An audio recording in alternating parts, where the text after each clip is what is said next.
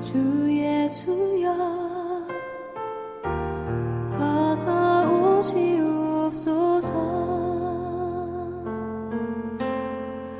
땅의 모든 끝 모든 족속 주를 찬송하게 하소서. 마라나타. 여러분 반갑습니다. 옥정 성훈학교의 수요 성경 강의에 함께 해주셔서 감사합니다. 오늘은 요한계시록 강의 22번째 시간으로 요한계시록 21장과 22장을 강의하겠습니다. 요한계시록 21장과 22장은 하나님이 우리를 어디로 초대하시는지를 보여줍니다. 1절을 읽겠습니다. 또 내가 새 하늘과 새 땅을 보니 처음 하늘과 처음 땅이 없어졌고 바다도 다시 있지 않더라. 사도 요한 앞에 새 하늘과 새 땅이 펼쳐집니다.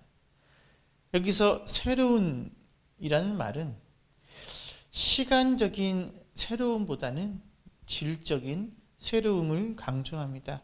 즉 새 하늘과 새 땅은 처음 하늘과 처음 땅의 죄와 사망으로 인한 모든 부정적인 것이 완전히 제거된 새로운 종류의 상태 혹은 실존이 되는 것입니다.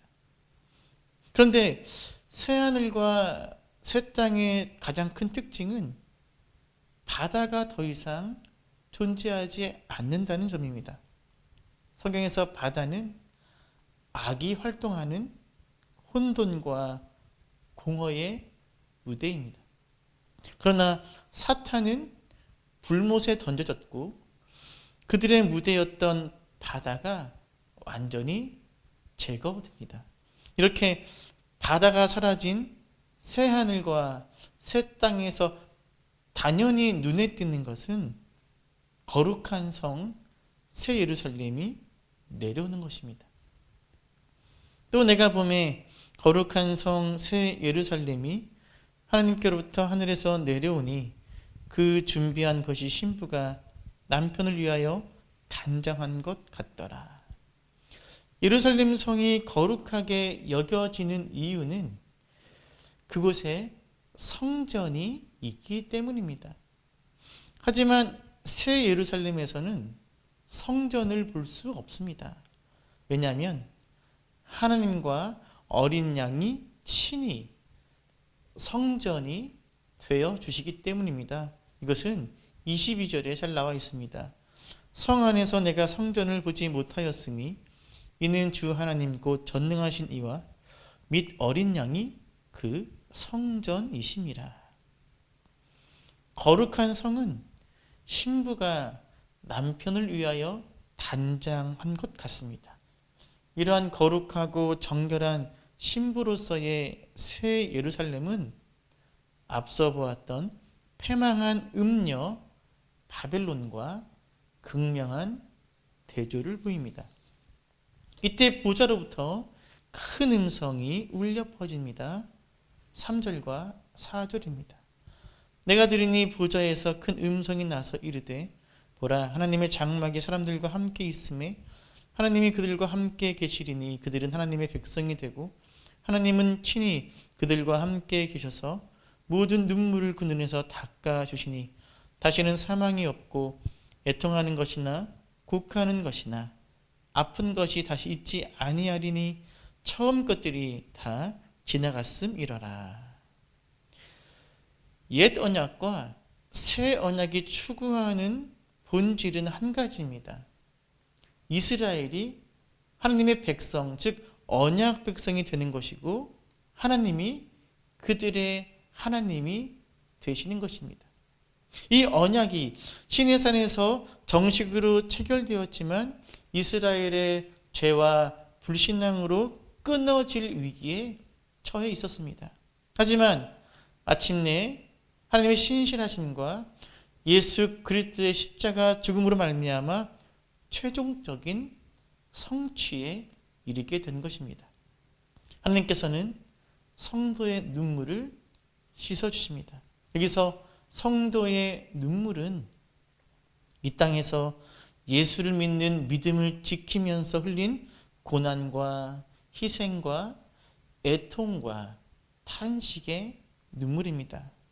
더 나아가 하나님은 이 모든 것의 근본 원인인 사망을 제거하시고 애통과 통곡과 아픈 것들, 곧 질병들을 모두 제거하실 것입니다. 새 예루살렘에는 오직 기쁨과 평강과 생명으로 충만할 것이고 슬픔과 탄식은 달아날 것입니다. 이 모든 변화에 대한 결론은 4절에서 처음 것들이 다 지나갔다라는 표현으로 진술하고 있습니다. 어거스틴은 그의 고백론 제1권 1장에서 이렇게 고백했습니다. 당신은 우리를 당신을 향해서 살도록 창조하셨으므로 우리 마음이 당신 안에서 안식할 때까지 편안하지 않습니다. 이제 이 창조의 원래 목적이 완전하게 성취되는 것입니다. 성도는 완전한 안식과 기쁨과 영광 속에 들어가게 됩니다. 이는 성도가 애쓰고 노력한 결과가 아니라 거룩한 성 예루살렘이 하늘에서 이 땅으로 내려와 하나됨으로 이루어지게 됩니다.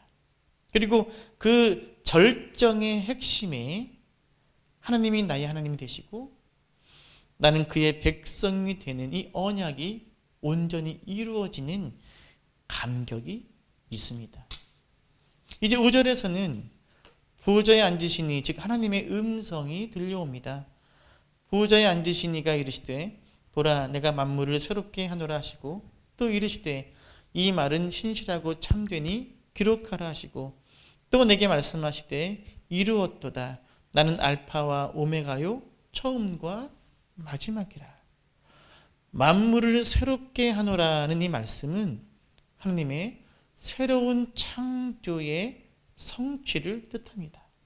나는 알파와 오메가요 처음과 마지막이라는 이 말씀은 하나님께서 언약을 맺으실 뿐만 아니라 그 언약을 온전히 성취하시는 분이심을, 그리고 요한계시록 전체의 예언을 성취하는 분이심을 보여줍니다.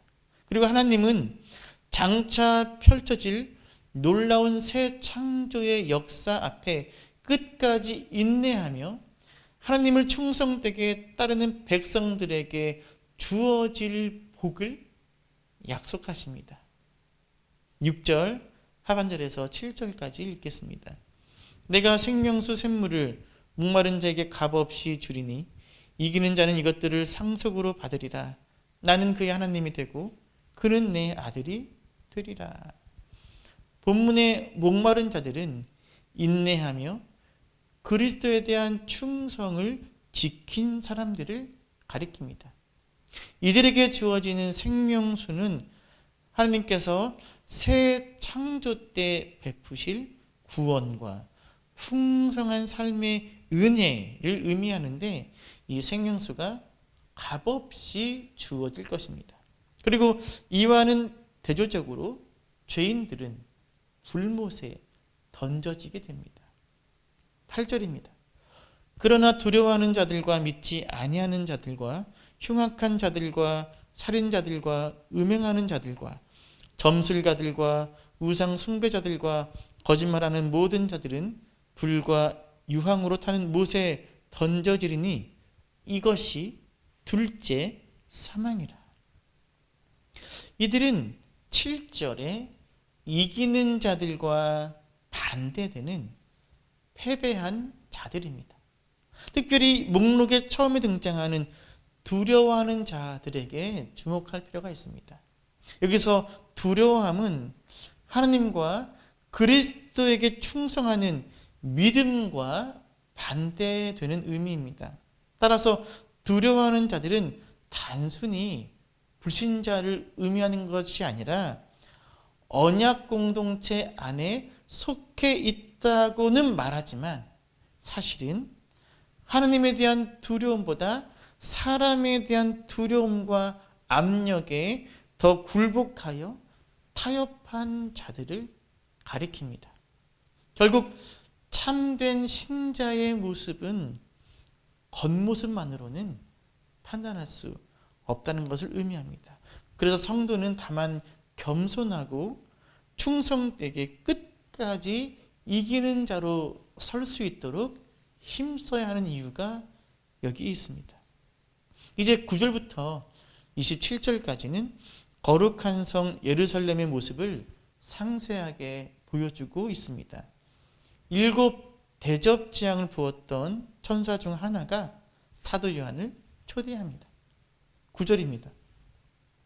7 대접을 가지고 마지막 7 재앙을 담은 7 천사 중 하나가 나와서 내게 말하여 이르되 이리 오라, 내가 신부 곧 어린 양의 아내를 내게 보이리라 하고, 이제 어린 양의 신부의 아름답고 영광스러운 모습을 보여주겠다고 말씀합니다.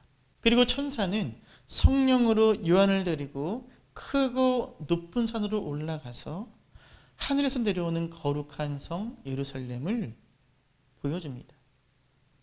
성령으로 나를 데리고 크고 높은 산으로 올라가 하나님께로부터 하늘에서 내려오는 거룩한 성 예루살렘을 보이니 하나님의 영광이 있어 그 성의 빛이 지극히 귀한 보석 같고 벽옥과 수정같이 맑더라.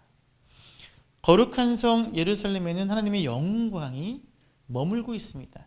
이 영광은 당신의 백성들 가운데 거하시는 하나님의 강렬하고도 거룩한 임재, 즉 쉐키나를 의미합니다.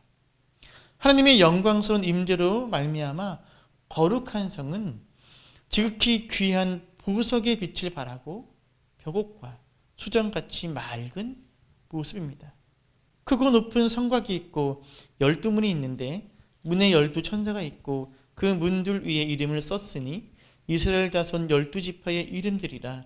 동쪽에 세 문, 북쪽에 세 문, 남쪽에 세 문, 서쪽에 세 문이니 그 성의 성곽에는 12 기초석이 있고 그 위에는 어린 양의 12사도의 12 이름이 있더라.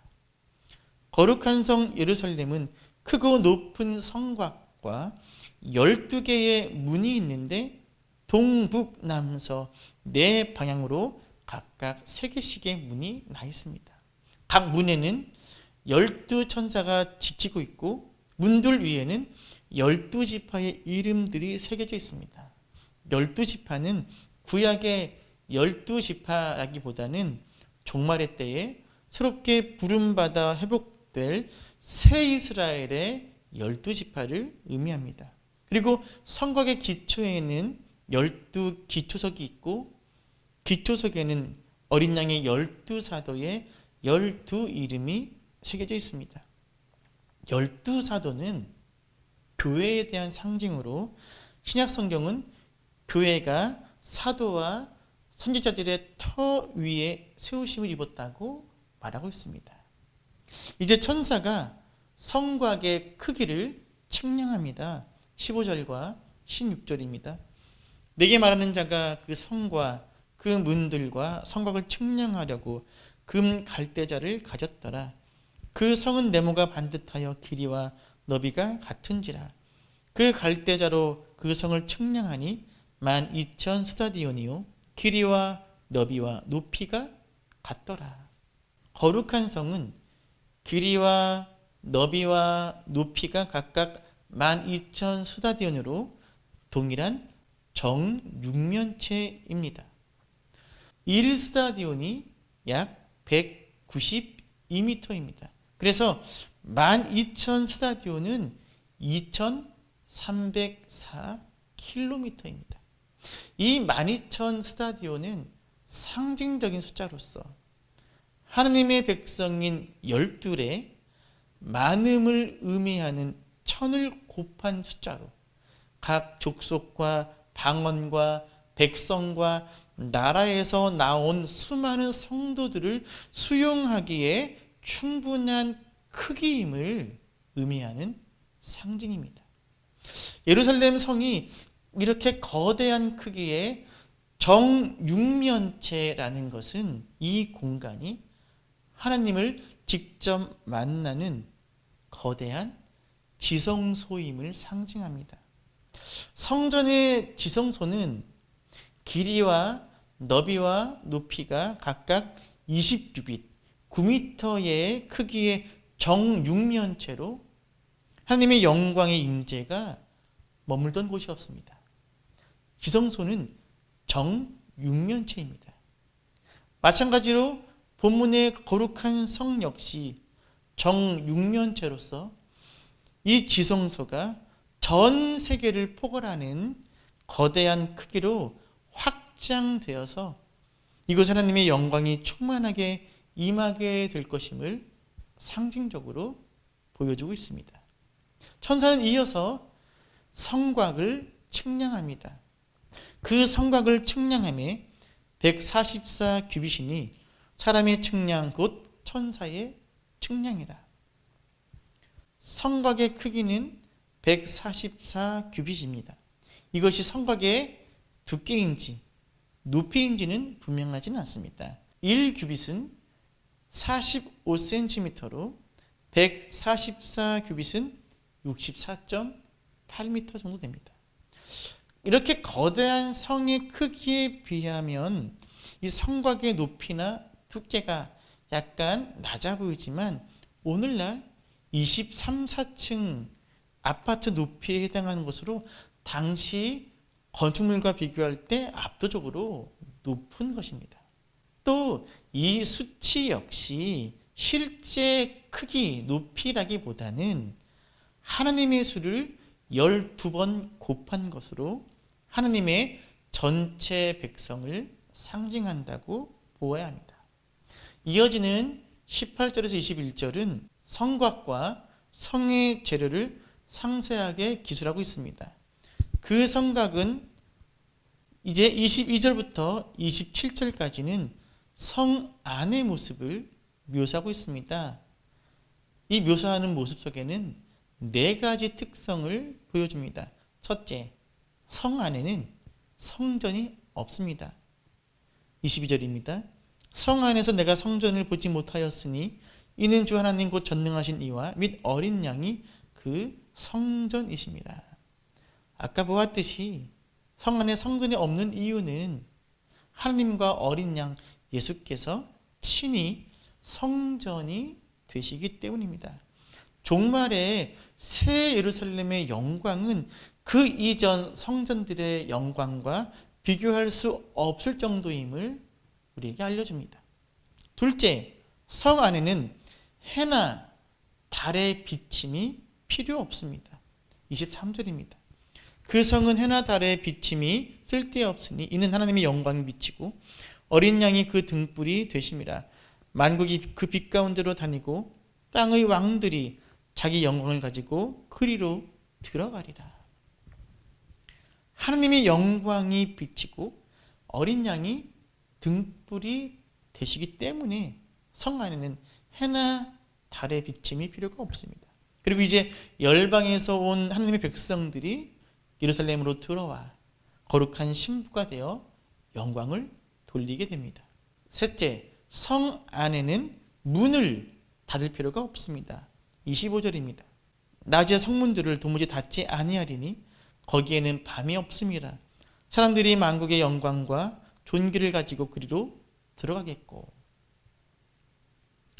거룩한 성 예루살렘은 항상 하나님의 영광이 비추는 낮이 계속될 것이기 때문에 문을 닫을 필요가 없습니다. 고대 도시들은 낮에는 문이 항상 열려 있었지만 밤에는 불청객이나 대적들의 침입으로부터 성을 안전하게 지키기 위해 성문을 닫아 놓았습니다. 하지만 이제는 악이 괴멸되었기에 거룩한 성 예루살렘에는 더 이상 위험이 존재하지 않을 뿐 아니라 하나님의 영광으로 인해 밤이 없기에 더 이상 성문을 닫을 필요가 없게 되는 것입니다. 넷째, 성 안에 속된 것이나 부정한 것이 없게 됩니다. 무엇이든지 속된 것이나 가증한 일 또는 거짓말하는 자는 결코 그리로 들어가지 못하되 오직 어린 양의 생명책에 기록된 자들만 들어가리라. 거룩한 성 예루살렘은 속된 것이나 가증한 일 또는 거짓이 없는 순전하고 거룩한 공간이 될 것입니다. 그곳을 더럽히는 가증한 일을 행사하는 자나 거짓말하는 자는 결코 그 안에 들어갈 수 없기 때문입니다. 거룩한 성에 들어갈 수 있는 자는 오직 어린 양의 생명책에 기록된 자들입니다. 지금까지 살펴본 거룩한 성 새 예루살렘의 모습은 마치 신부 대기실에 아름답게 단장하고 있는 신부의 모습을 연상시킵니다. 거룩한 성 예루살렘은 하나님의 임재로 가득 찬 성소 그 자체이고 그 안에는 에덴 동산의 원형이 회복된 아름답고 찬란한 하나님과 어린 양의 영광이 가득합니다. 이 성은 오직 어린 양의 생명을 소유한 자만이 들어갈 수 있습니다. 종말을 살아가는 성도들은 바로 이 하늘에 보화를 쌓아두며 새 예루살렘을 소망하며 살아가야 할 줄로 믿습니다. 이제 22장으로 들어가 보겠습니다. 22장 1절부터 5절까지는 거룩한 성 예루살렘이 최종적으로 회복될 때의 모습이 에덴 동산의 회복과 같을 것임을 보여주고 있습니다. 1절입니다. 또 그가 수정같이 맑은 생명수의 강을 내게 보이니 하나님과 및 어린 양의 보좌로부터 나와서. 거룩한 성 예루살렘은 수정같이 맑은 생명수의 강이 흐르고 있습니다. 이것은 에덴 동산에 흘렀던 강을 연상시킵니다. 에덴에서 발원한 강은 동산을 적시고 거기서부터 갈라져 네 근원이 되었습니다. 본문에서 거룩한 성에 흐르는 강은 생명수의 강이고 이것은 하나님과 어린 양의 보좌로부터 발원하여 흐르고 있습니다. 이 보좌로부터 흘러나오는 물은 종말에 회복될 성전의 모습을 묘사하는 에스겔서 47장을 반영하고 있습니다. 이 생명수의 강이 거룩한 성의 길 가운데로 흐릅니다. 2절입니다. 길 가운데로 흐르더라. 강 좌우에 생명나무가 있어 12가지 열매를 맺되 달마다 그 열매를 맺고 그 나무 잎사귀들은 만국을 치료하기 위하여 있더라. 생명수의 강이 도로와 나란히 펼쳐져 거룩한 성 가운데로 흘러갑니다. 이것은 도성 전체가 생명으로 충만한 모습임을 보여줍니다. 그리고 그 좌우로는 생명나무가 있어 12가지 열매를 달마다 맺고 잎사귀들은 만국을 치료하는 치료제로 사용됩니다. 원래 생명나무는 에덴 동산의 중앙에 있던 나무로 영생의 원천을 제공했습니다.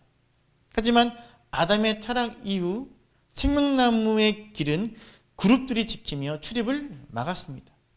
그러나 이제 거룩한 성에는 생명나무가 다시 회복되어 풍성하게 열매를 다시 맺게 됩니다. 그리고 이기는 자들은 이 생명나무의 열매를 먹게 됩니다.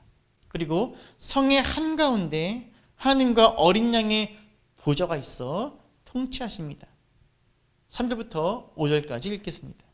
다시 저주가 없으며 하나님과 그 어린 양의 보좌가 그 가운데에 있으리니 그의 종들이 그를 섬기며 그의 얼굴을 볼 터이요 그의 이름도 그들의 이마에 있으리라. 다시 밤이 없겠고 등불과 햇빛이 쓸데없으니 이는 주 하나님이 그들에게 비치심이라. 그들이 세세토록 왕노릇 하리로다. 그 보좌 앞에서 하나님과 어린 양의 종들이 섬기며 그의 얼굴을 친히 뵙게 될 것입니다. 여기서 섬긴다는 말은 하나님의 성전에서 하나님을 경배하고 섬기는 행위를 의미합니다. 이마에 인침받은 성도들이 하나님의 제사장이 되어서 하나님의 소유된 언약 백성으로 하나님을 섬기며 경배하는 제사장의 사명을 감당하게 될 것임을 우리에게 보여주고 있습니다. 이제 요한계시록의 끝자락에 다다랐습니다. 지금까지 이 모든 계시를 보고 듣고 기록한 요한에게 예수님께서 마지막 당부의 말씀을 전하십니다. 그 핵심은 때가 가까이 왔으니 내가 속히 가겠다는 것입니다. 7천사 중 하나가 요한에게 말합니다.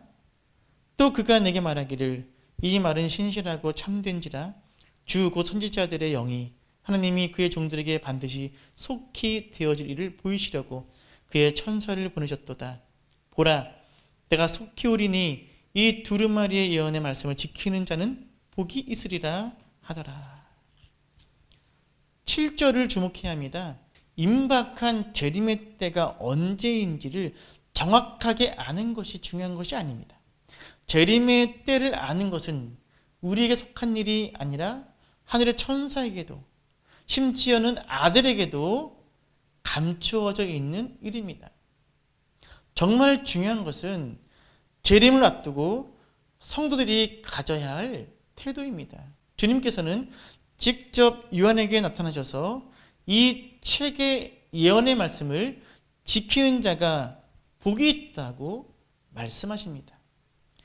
지금까지 기록된 계시록의 말씀을 다 읽고 들었다면 이제 남은 것은 인내하며 신실하게 말씀을 지켜내는 일밖에 없다는 것입니다.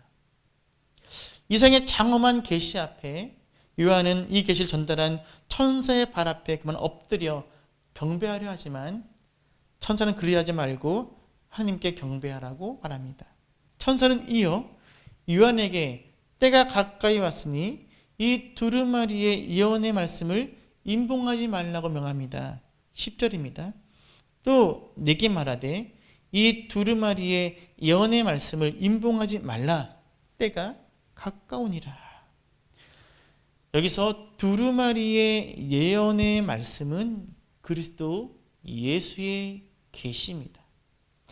계시라는 말은 감추어진 것이 아니라 모두에게 열려있는 말씀입니다. 우리는 앞서 계시록 5장에서 하나님의 구속사적 계획이 담긴 그 두루마리의 인봉이 어린 양 예수 그리스도에 의해서 떼어지는 것을 보았습니다. 이는 더 이상 종말의 계획이 감추어지거나 인봉된 것이 아니라 계시록을 통해서 모두에게 공개되고 열려있음을 의미합니다.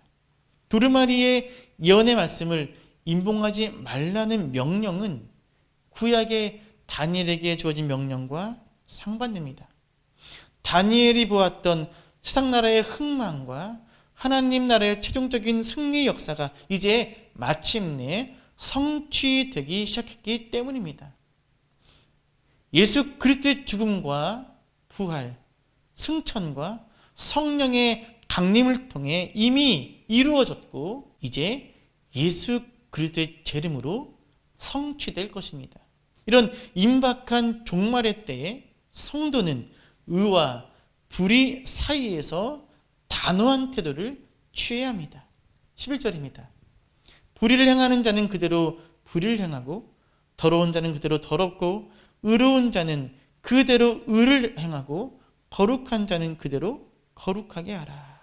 이 말씀은 회개를 거부하고 자신의 마음을 강팍하게 하는 악인들은 계속하게 완고하게 버티겠지만 부르심을 받은 성도들은 인내로서 그 믿음을 지키라는 예언적 명령입니다. 이어지는 12절부터 19절까지는 예수님께서 직접 주시는 일련의 말씀들이 등장합니다. 12절입니다. 보라, 내가 속히 오리니 내가 줄 상이 내게 있어 각 사람에게 그가 행한 대로 갚아주리라. 여기에서 상은 신실하게 인내하며 말씀을 지킨 것에 대한 보상입니다. 이 상이 구원을 결정하는 것은 물론 아닙니다. 구원은 사람의 선행이 아니라 오직 어린 양의 생명책에 기록되어야 얻을 수 있습니다. 13절입니다. 나는 알파와 오메가요, 처음과 마지막이요, 시작과 마침이라. 예수님은 자신을 알파와 오메가요, 처음과 마지막이요, 시작과 끝이라고 밝히십니다. 알파는 헬라어 알파벳의 첫 글자이고 오메가는 마지막 글자입니다. 알파벳의 첫 글자와 마지막 글자를 사용하는 것은 둘 사이에 있는 것 전부를 가리키기 위한 고대의 비유법이었습니다. 즉 하나님과 예수 그리스도께서 역사와 세상의 창시자요, 주관자요, 완성자이심을 상징적으로 표현하는 말씀입니다. 14절입니다. 자기 두루마기를 빠는 자들은 복이 있으니 이는 그들이 생명나무에 나아가며 문들을 통하여 성에 들어갈 권세를 받으려 함이로다. 예수님은 자기 두루마기를 빠는 자들에 대한 복을 선언하십니다. 두루마기를 빤다는 것은 어린 양의 피에 그 옷을 씻어 희게 하는 것으로 죄사함을 받고 거룩하고 순결한 삶을 사는 것을 의미합니다. 이런 이들에게는 생명나무에 나아가며 문들을 통하여 성 안에 들어갈 권세가 주어집니다. 생명나무에 나아갈 권세는 곧 영생을 누릴 권세지요. 그리고 문들을 통하여 성 안에 들어가는 것은 거룩한 성 예루살렘에 들어가 하나님의 임재와 영광에 참여하는 권세를 의미합니다. 이와는 반대로 악인들은 성 안에 들어올 수 없습니다. 15절입니다. 개들과 점술가들과 음행하는 자들과 살인자들과 우상 숭배자들과 및 거짓말을 좋아하며 지어내는 자는 다 성 밖에 있으리라. 여기서 개들이란 죄와 탐욕에 빠져 우상 숭배를 일삼고 거짓에 빠진 이들을 의미합니다. 16절입니다. 나 예수는 교회들을 위하여 내 사자를 보내 이것들을 너에게 증언하게 하였노라. 나는 다윗의 뿌리요 자손이니 곧 광명한 새벽별이라 하시더라. 예수님께서는 교회를 위하여 천사를 보내어 이것들을 증언하게 하셨다고 말씀하십니다. 그리고 예수님은 자신을 다윗의 뿌리요 자손이며 광명한 새벽별이라고 밝히십니다. 이 호칭은 마지막 때에 메시아가 원수들에게 승리를 거둘 것에 대한 구약의 두 예언, 민수기 24장 7절과 이사야 11장 1절 10절을 결합시킨 것입니다. 이러한 호칭은 예수께서 악에 대하여 승리하시고 영광의 빛을 발할 분이심을 선명하게 보여주는 표현입니다. 17절에서는 예수님이 아니라 성령과 신부가 오라는 초청의 말씀을 합니다. 성령과 신부가 말씀하시기를 오라 하시는도다. 듣는 자도 오라 할 것이요 목마른 자도 올 것이요 또 원하는 자는 값없이 생명수를 받으라 하시더라.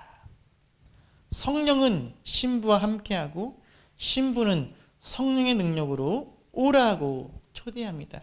여기서의 신부는 이 땅에서 성령의 능력으로 성취되기 시작한 교회를 가리킵니다. 그래서 여기 오라는 초대는 성령의 능력 안에서 깨어있어 들을 귀 있는 자들을 향한 초대입니다. 그리고 이 초대는 목마른 자와 원하는 자에게까지 확대됩니다. 이것은 교회와 성도로 하여금 흔들리지 말고 더욱 굳세게 서라는 믿음의 권면인 동시에 아직 마음을 정하지 못하고 머뭇거리며 방황하는 불신자들을 향한 초대이기도 합니다. 18절과 19절에서는 계시록의 말씀을 가감하지 말라는 경고의 말씀을 하십니다. 내가 이 두루마리의 예언의 말씀을 듣는 모든 사람에게 증언하노니 만일 누구든지 이것들 외에 더하면 하나님이 이 두루마리에 기록된 재앙들을 그에게 더하실 것이요, 만일 누구든지 이 두루마리의 예언의 말씀에서 제하여 버리면 하나님이 이 두루마리에 기록된 생명나무와 및 거룩한 성의 참여함을 제하여 버리시리라. 여기서 더하거나 제하는 것은 이 예언의 말씀의 의미를 교묘하게 왜곡시키는 것을 뜻합니다. 예수님은 누구든지 계시록의 이 말씀 외에 다른 말씀을 더하거나 이 안에 있는 말씀을 제하여 버리지 말라고 명하십니다. 우리는 이 말씀을 심각하게 받아들여야 합니다. 왜냐하면 이 두루마리의 말씀을 가감하여 왜곡하는 이들이 우리 주위에 많기 때문입니다. 다시 오실 것이라는 예수님의 말씀을 왜곡하여 이미 왔다고 주장하는 이들이 있습니다. 새 예루살렘이 우리나라에 세운 자기네 이단 단체라고 주장하는 이들도 있습니다. 자기들이 믿는 교주가 백마탄 그리스도라고 주장하면서 백마탄 사진을 찍어서 전시하는 일들이 벌어지고 있습니다.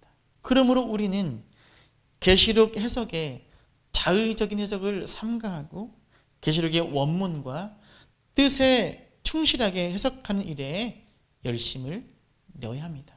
이제 이 모든 것을 증언하신 예수님께서 마지막으로 말씀하십니다. 이것들을 증언하신 이가 이르시되 내가 진실로 속히 오리라 하시거늘.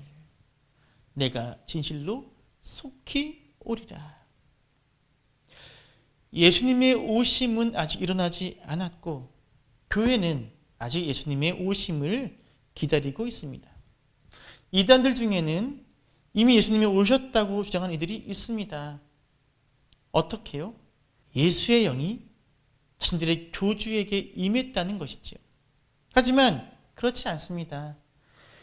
예수 그리스도의 재림은 예수님의 영이 다른 육체에 임하는 식으로 오는 것이 아니라 모든 사람이 볼 수 있게 공중으로 재림하시기 때문입니다. 내가 진실로 속히 오리라는 이 말씀에 사도 요한이 화답합니다. 아멘, 주 예수여 오시옵소서.